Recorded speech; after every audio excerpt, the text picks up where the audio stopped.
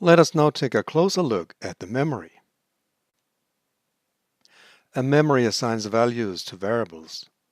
The memory sigma says that the variable x has value 12 and the variable y has value 5. Often we need to construct another memory where some of the values have been updated. As an example, we write sigma where x has been replaced by 13 for the memory where x is now 13 and y is still 5. Generalizing from this, we define a memory to be a mapping from a finite set of variables to integers. We use functional notation and write sigma applied to x for the value of x.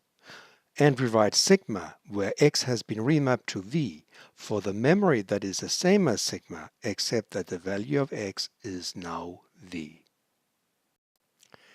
Now let us introduce a simple notion of a data structure, namely that of arrays.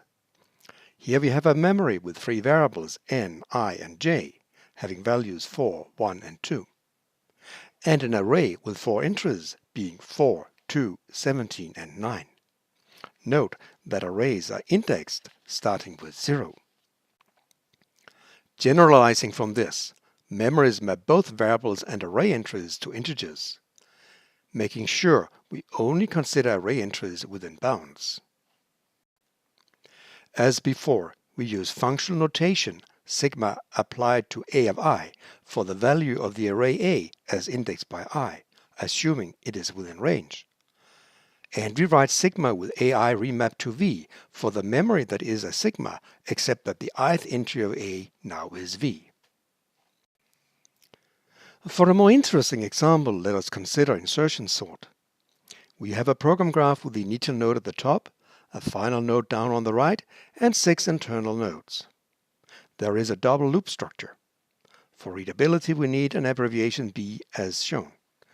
We initialize the variable I to 1. The invariant is that the array from 0 up to but excluding I is sorted. If we come to the end of the array, we go to the final node. Otherwise, we make an iteration, that is when I is less than n. We then initialize j to bi. As long as aj is not in place, we perform an inner loop to ensure that it is finally in place. An example of memory we might work on is shown here. The swap function used in the program graph is having its semantics defined here. We calculate the values of the indices I and j and check that they are within bounds. Then we take the values of aj and aj minus 1 in the start memory and swap them in the end memory. If we index out of range, the function is undefined. Let us take a look at the insertion sort program once again. Now it is time for you to make some small changes to the program graph.